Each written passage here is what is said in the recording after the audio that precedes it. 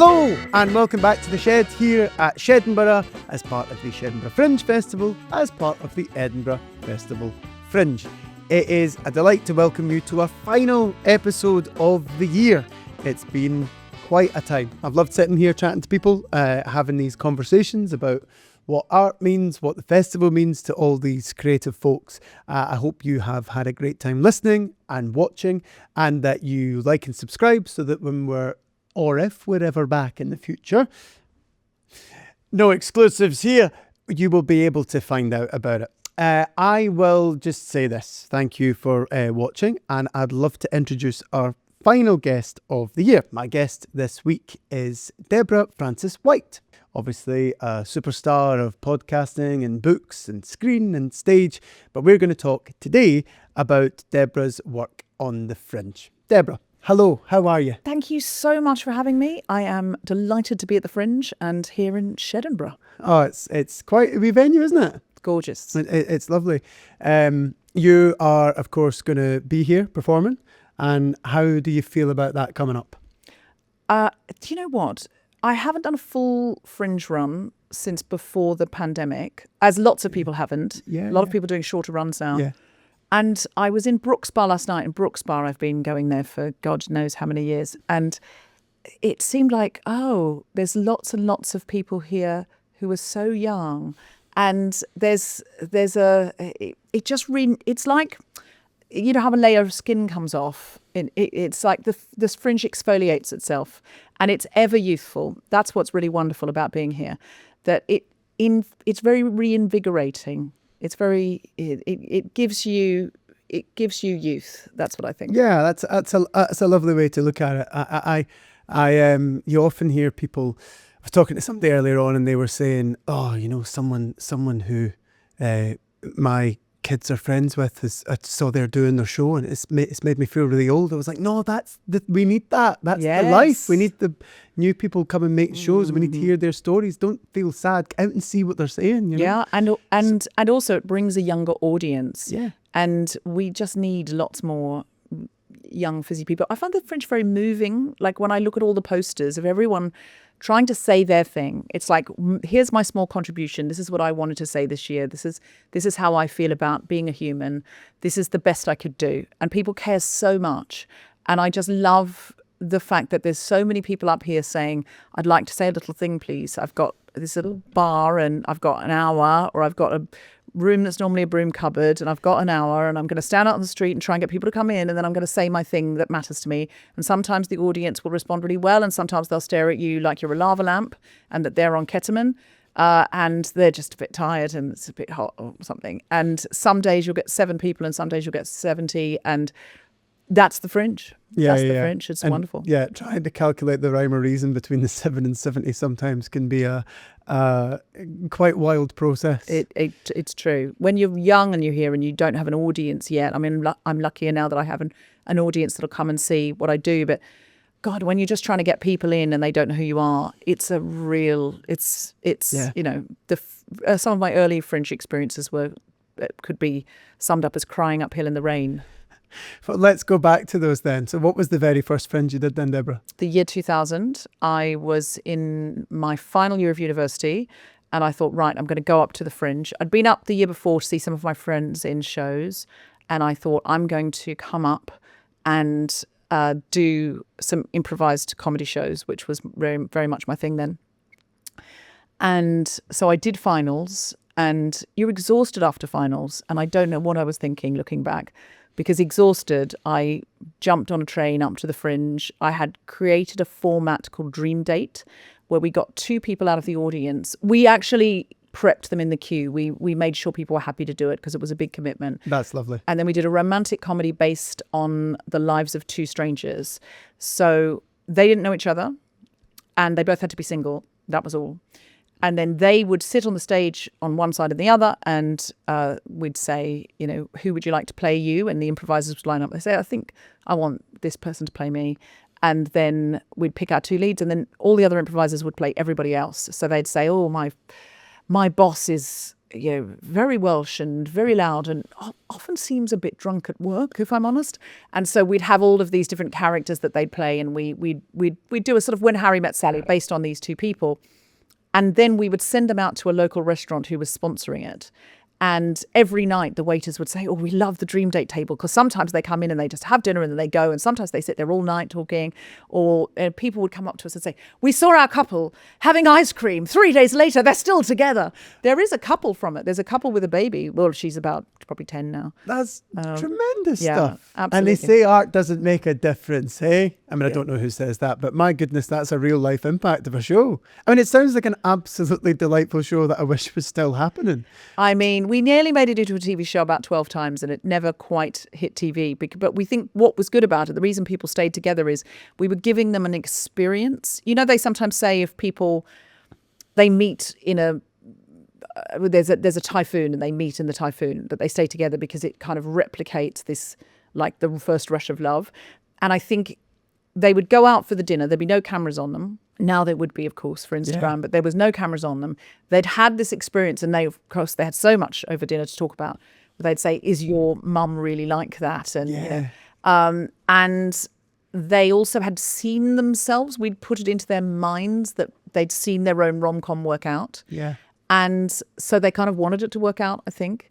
But it gave them a lot to talk about on a first date. Yeah, for sure. I mean, in terms of a kicking off at the Fringe, that's quite a successful kick-off. Like, did you do that for a few years, that show, or did you just move right on to another show? We should have brought that show back to the Fringe every year. But we should bring that show back next year. I mean, I feel like my life's gone in a different direction now. But I should sell it as a TV format now, I think. Yeah. Or even a Fringe format. It's like, as you say, it's part of the magic of being in the room with it. But anyway. I mean, that's true. It's true. Yes. Okay. If I get time, I'll bring back Dream Date just for you. Thank you so much. My friend Christy would love it. She was a big fan of Dream Phone. I don't know if you remember Dream Phone. No. Oh, listen. I mean, you look it up, but it was a game. It was a board game that came with a phone, and you had to play it, and you got different numbers, and you'd get a phone call from Luke or Chad, and you would end up. Oh, that sounds brilliant. I would have loved that. Oh yeah. It's absolutely brilliant. Anyway, so like you must have been tired going into it, but did the thrill of doing it then, did you feel tired by the end of it? Did you have a chance within that first year to realise what was going on, that it was going well? Yeah, I had a great time. I had a blast. We used to, in those days you would do a lot more stunts in the street. I don't know if people still do that, but I don't see them as much. But we would go down the street in, dressed up like a bridal party and hand out flyers.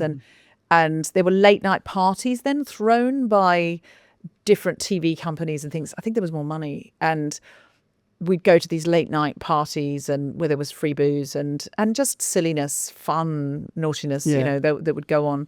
And we also did a late night show. That was an afternoon show, Dream Date. We did a late night show called Guerrilla Theatre, which was another improvised format. And that show was harder to sell. And so we were, there was one show that was a killer show every day. Dream Date never failed.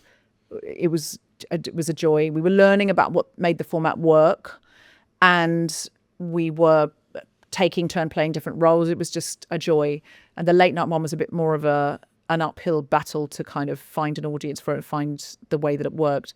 But all of those experiences are great. All of those experiences are what the Fringe is about. Yeah, exactly. The battles, the hardness of it, and you have to keep going. You have to turn up. There's your slot. Yeah. You don't feel like it, but you have to.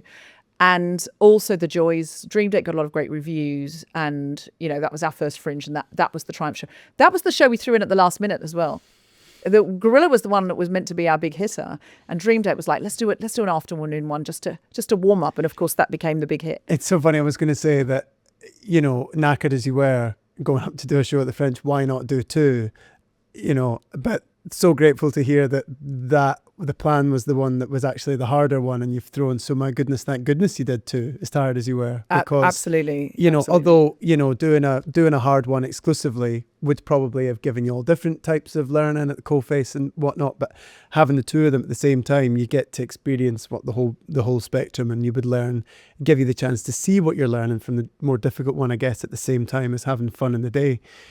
Yes, it is. The Fringe is an unknown quantity. The things you think are going to be hits aren't necessarily, and the things that you just pull out of the bag and you go, this is an offer. What do you think of this? Sometimes they're the magnet. There's no telling. I suppose it's a space for there's a connection with those pieces. There's something, using the word true, but there's a sort of truer thing where you just act on impulse and say, oh, what about this one as well? It's maybe just under the surface. And the one that's had more thought is, I don't know, I could be completely wrong here, but sometimes the things we give more thought, we think, well, what should we be doing? And we play by the rules and we do stuff. So actually it ends up being more of a struggle to sell because it's quite like a lot of other things, or, you know, that it doesn't have that same impulse that comes from, this thing as well. If we're going up anyway, let's just sneak in this wee extra thing that's maybe harder, but maybe, you know, truer or more magic. And yeah, it sounds like it was the case, but yeah, would love to have seen it. But you'll bring it back next year, so it's fine. I'll get to see it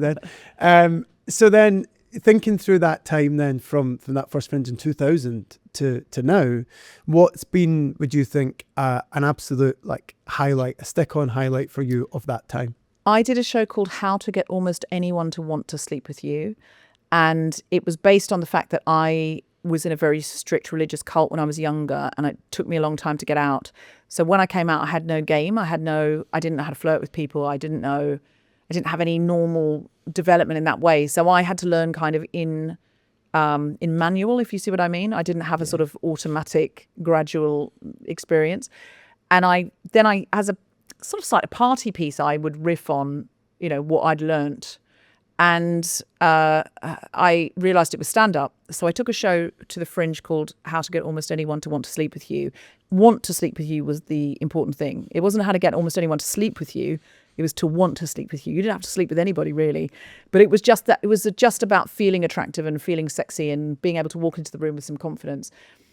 And that show really took off, I think, because people wanted to know that.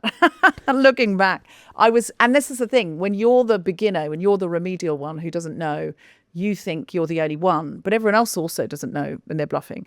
So that was such a good fun show because it was very joyful. And I did, the following year, I did How to Get Almost Anyone to Want to Sleep With You, the advanced class. And I had a show, because you do your previews in London and they're going really well. Then you get up to Edinburgh, and if you've got a 4:00 slot, the first few days, it tends to be not everyone's up yet, and, you know, and it can be some really sticky shows that what worked at 9:00 at night in London doesn't necessarily work at 4:00 in the afternoon. Sometimes it's just the first few days, it's like local Morningside ladies and things, and they were like, well, what is this? You know, and I'd had a really tough time with it because I thought the show was really good, and then I couldn't quite get it to take off. It was all right, but it wasn't what I thought it could be. So I went home that night and I thought, I'm just going to stay in and work on this show. I'm going to rewrite, and then I'm going to come in the next day, and my only criteria for success is I've got to be having a good time. Because if I'm not having a good time, they cannot have a good time. So if I'm the only one having a good time tomorrow, that's okay. That is my metric for success. Did I have fun? So I went in with this totally different attitude, and I just went there to play, had a really, really good time. And that audience, for whatever reason, they were just up for it. And maybe it was my attitude, who knows? Maybe it was the rewrites, we don't know. The show was riotous. And I would do things with audience participation. I would get somebody out, or get a young man out and show him how to, you know, give someone a compliment. I don't know, it's some things I used to do. And at the end of the show, of the, you know, what seemed to be the greatest show I'd ever done, as I was packing up my stuff on the stage, as we do at the Fringe in front of the audience, because we've got to get out, Jennifer Saunders came up to me, came onto the stage and said, I just wanted to say, I thought you were absolutely fantastic. And I just thought that show was so clever. And you got that young man up, and there was no point where we were feeling for him or we were worried for him. You just had us and him so looked after, and your jokes are so good, and we just had the best time. And she said, I'm here with my husband, Adrian Edmondson, and Ben Elton and a few other of the old guard. And we just were looking through the brochure on the way up, and we said, well, we got to see this. How to Get Almost Anyone to Want to Sleep With You. Everyone wants to. We got to see this. And I was just like, and I remember being really low key because I couldn't didn't know what to say. I was just like, hello, Jennifer Saunders. And because she's such an icon, and I kind of almost I just didn't know what to do. I was like, this is Jennifer Saunders. And then Ben Elton was at the door and he beckoned me over. Jennifer Saunders came over to me, but he beckoned me over and he went, just wanted to say that was really, really good. And then he told me what he thought was good about it. And Jennifer Saunders, I remember saying to her, is it all right if because she said something very complimentary. I said, is it all right if I use that as a quote? Because I knew my producer would be like, did you ask her for a quote? And she said, yeah, of course you can. And I asked Ben, he went, I give out too many quotes. Anyway, I've come to know him in recent years through, other things a little bit, enough to say hi to. And he's been lovely. And he said lovely things about my play, which he saw in Perth that was recently on. He's a very nice man. But that experience, I remember going home after the day before that show had been. That was the next day. Oh, the day before goodness. it was genuinely like wading through treacle. And fortunately, I went home and went, regroup, re-strategize. Yeah. You have to have a good time tomorrow. You cannot get bogged down in this. If they had come the day before, they would have left without saying a word, thinking, God, we thought it was going to be really good. It was awful. And sometimes you're just lucky. And usually they do come in on the day that you're having a hard time. And then the day it's a riot, no one's in. That's normally what happens. I don't know, I got lucky, but that's a big memory for me. And that kept me going. There was some hard years after that, but I was like, Jennifer Saunders thinks I'm good. Yeah. So Jennifer Saunders is the goat. So, That's going to keep you going. Yeah. That is like, that's pretty special. And for that timing as well, like, who knows how you'd have felt if you'd seen Jennifer Saunders walking out the day before. Oh, devastated. Yeah. Want to go home now. Pack up. Yeah. And it was just such a highlight. And but that can happen at the Fringe because everyone comes. Yeah. Don't you? You can have anybody in your audience, but people, I've seen Hugh Grant in the audience of my husband's show. You just go, anything can happen at any time here. And it could be the worst day, it could be the best day. Yeah. In the same day. Yeah, exactly. The morning you can do a show that's a disaster. In the afternoon, you're shaking hands with... You're back on top. Exactly. Yeah, exactly. The afternoon, you're shaking hands with your comedy icon. I thought last night I was watching She's Behind You by Johnny McNair, which is absolutely brilliant. You should go and see it. I thought I was sat next to Jeff Goldblum, and that was taking up a lot of my attention. Turns out I was not sat next to Jeff Goldblum, but I was. Who looks like him. Yeah, just a man who really looked like Jeff Goldblum. Is he laughing? Is he laughing? And it turns out it's just a random man. Yeah, just an absolute random man. But yeah, listen, it could have been Jeff Goldblum, but it wasn't. So talking about highlights then, what for you would be the highlight of a show you've seen over your time at the Fringe? Josie Long, Trying is Good. I don't know what year it was, but I reckon it was probably about 2009, I'm going to say, maybe 2008, at the Pleasance Courtyard. And this is why I remember it. There's always a show towards the end of the Fringe. If you do the whole Fringe, it is a long time. And you cannot do a whole Fringe without crying. That's just the rules. It's just not going to happen for you. You think you can, you can't. You're going to cry at some point.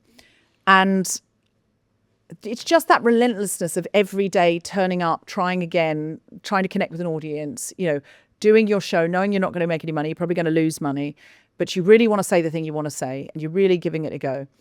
And I went to see this Josie Long show at the end of the Fringe. I only had a couple of shows left and I was probably doing 2 or 3 shows a day because, you do your stand-up show, you do your improv show, you're in a play or you do something else. So I went to see Josie Long's show and it was called Trying is Good. I think it was called Trying is Good. And she told this story. She just said, people think not trying is cool. I don't want to look like I'm trying. But she was like, no, trying is good. It's a good thing. It's sort of the human spirit. And she told a story about a man who, I don't know, a historical figure who had wanted to be a great painter. But because he was a Quaker, the only suitable thing to paint was the peaceable kingdom, which is the Lion and the Lamb lying down together. And he thought anything else was either blasphemous, you shouldn't paint Jesus, or worldly, like what are you painting, this for? So the only suitable thing was the peaceable kingdom. So Lion and the Lamb lying down together, the kind of, paradise idea in the Bible.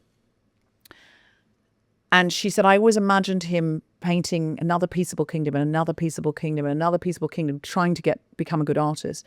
And giving it to his wife, and his wife going, could you not paint me a bunch of flowers or something like this? And then taking it down to a gallery and go, oh, this is very good. Yeah, we'll hang that. So another one. Could you? It's the same painting, though, isn't it? Really. And And she said, but I always imagine him on his deathbed, because he painted it thousands of times, apparently. She said, I always imagine him on his deathbed going, he wasn't famous, he wasn't, celebrated, but she said, I always imagine him on his deathbed going, I really nailed that Peaceable Kingdom, though. And it really made me cry, because it's just, that's all we're doing. Yeah. We're all having a go at trying to do the thing, this little contribution. That's all it can be, really, for anybody. Yeah. And it really, I couldn't think about that without crying for years. And sometimes I think that's what I'm doing. Yeah, that's gorgeous. I mean, Josie is really the best of us in terms of storytelling and making you laugh your head off and then cry. Just, Absolutely. Yeah, wonderful, wonderful stuff. Well, that's lovely. Thank you. What about then your favourite food spot to eat while you're at the festival? Urban Angel. Oh, yeah. It's just got the best breakfasts. Don't miss brunch at Urban Angel. Yeah, what do you get for a brunch? I will get some kind of vegetarian leaning eggs Benedict. Sounds fantastic. Just so good. Yeah, absolutely. Great. I'm on board. What would be your top tip for this year? Alison Spittle's show Big. Have you seen it yet? I saw a preview in London and it's just so great. And it just won for an award where the comedians pick their favourite comedian of the Fringe. Oh, wow. And so she's just won for that. And she is a genuinely good person. She's a delight. And it's all about her body and her journey with her body and health and where she is. And she's just a wonderful person and she's a phenomenal comic. That's brilliant. Isn't it wonderful seeing wonderful people being celebrated and doing Absolutely. well? That's great. What would you say is your best Fringe night out? Hot Tub Time Machine. Oh, yeah. I mean, yeah, absolute classic. If you haven't checked it out, do check it out. Yeah, it's always lots of fun. Great. What would you say is your worst sleeping arrangement you've ever had at the festival? God, there was a flat we rented year after year. And my husband usually brings up a play and then I would be doing my stand-up show and some other things. And the mattresses were double beds, double bed for two human beings. And I'm quite tall. It was so narrow and the mattresses were so full of lumps. You would never know if it was like, am I lying on his hand or is this just the lumpy mattress? It was such a convenient flat. We loved the flat, but every year I'd be like, oh, why have we done this again? It's so difficult to sleep. And it was a shared house, so people would always be knocking on the door at 2 a.m. going, can we borrow some of your wine? Did you have the key to the such and such? I mean, you get woken up once an hour every hour for somebody wanting something because we've locked ourselves out. Oh, God. But yeah, you seem to say that you went back there every year. Yeah, because the flat was right. It's like Greyfriars Bobby. Oh, well, yeah, that's super convenient. That's a good find. And affordable as anything in Edinburgh is. Nothing's affordable now. They need to cap the rents. The council needs to say, you can charge what you're charging anyway to the students who are there in the term time plus half or even double, but not just these insane rents that are keeping people away from It's certainly wild prices. I'm very grateful for the fact that I just have to get the train through. I'm annoyed enough at the train prices, but we'll talk about ScotRail another time. But that I can just get the train back to Glasgow and stay at home. But yeah, it's incredible. It's absurd. Yeah. And exclusionary and all sorts. What would you say is your top tip for surviving the Fringe? Drink water, do yoga, eat vegetables. Don't expect that to last. That won't last. But if you set yourself up in week one when you are capable of doing those things, it means it dwindles. I actually found, when Facebook flashes up 10 years ago or whatever, it was a photo from 9 years ago of me at the Fringe, and it said week 1, sushi and hot yoga, week 2, breakfast at the crepe van at 3:45 p.m. And I was there with a chocolate crepe at 3:45. And that's the thing, it will not last, but that's okay. Don't beat yourself up. You did it for a week and a half and it dwindled and dwindled, but at least you've got that solid basis. Yeah. If you are still doing hot yoga and drinking water in week 3.5, no, you're not. Yeah, you set yourself off with good intentions and they'll do something for you. You've still got that stable base. At least you didn't start, with the worst, and just accept that it's part of it, is that you're going to fall so significantly off that wagon. But also, if you've got that, I bought a pack of 6 yogas, in week 3 when you're feeling really desperate, you go, I've got one of those left, I will just struggle in and go to a yin class where I just lie there and hug a bolster. Yeah, so it will sort of elasticate its way through. Exactly. Yeah, fantastic. Although nothing wrong with breakfast at the Crep Van at 3:45. Nothing wrong with it. Nothing wrong with it. Maybe it's all part of it. Yeah, I was going to say you could kick your Fringe off with one day of that and then get sensible for a week, but no, let's not do that. So then, looking back then and through that time, what would you say, Deborah, would be, if you were to give yourself any advice going back to that tired person getting on the train in the year 2000 to come up? What advice, if you could just whisper in your ear as you're aboard in the train that day, what might you say to yourself? These are the good old days. Enjoy them. And my big piece of advice for everybody coming to the Fringe is, when you have a day off, get out of town. Wherever you go, even if you just go to the beach, just get out of town, because you will notice, even on the outskirts of Edinburgh, no one gives a fuck about your stars. They're not real. It's made up. It's not a thing. I had to go back down to London once, and I was like so shocked when I got off the train. I was like, no one cares here. And it seemed so important where I was. And then I went back and I went, this is all fake. Like, next year, no one's going to remember that you got a 3-star that read like a 4. It's not going to matter to anybody. So just try and get out on your day off, even if it's for a couple of hours.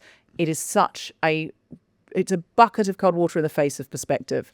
And you go, this is, if it's supposed to be fun, if it's not fun, what are we doing it for? What a lovely place to leave that on philosophically. If it isn't fun, then why are we doing it? And it's certainly been fun talking to you, Deborah.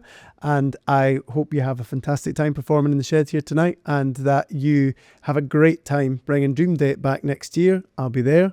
Watching from the front row. I won't be taking part, but I'll be very much looking forward to it. Lovely. That is not a promise, by the way.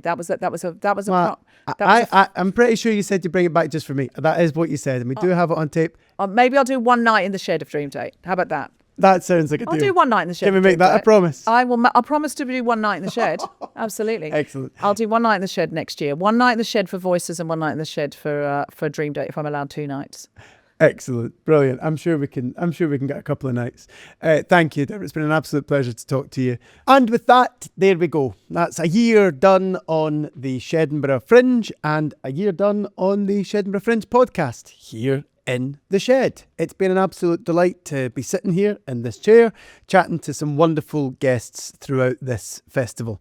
I've loved getting insights into people's experiences, seeing what they've learned from, and hearing their highlights and hearing them celebrate other artists. I hope you've taken lots from it, enjoyed yourself, and if this is the first episode you've checked out, do go back and check out the others. And if you haven't yet, do like and subscribe so that if we ever return in the future, you'll be first to know about it.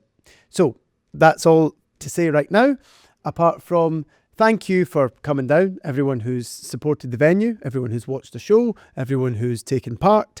The success of this place really has hinged on you. That was my best attempt at a Shed pun to round us all off. Honestly, thank you so much, and hopefully we'll see you all soon. Take care.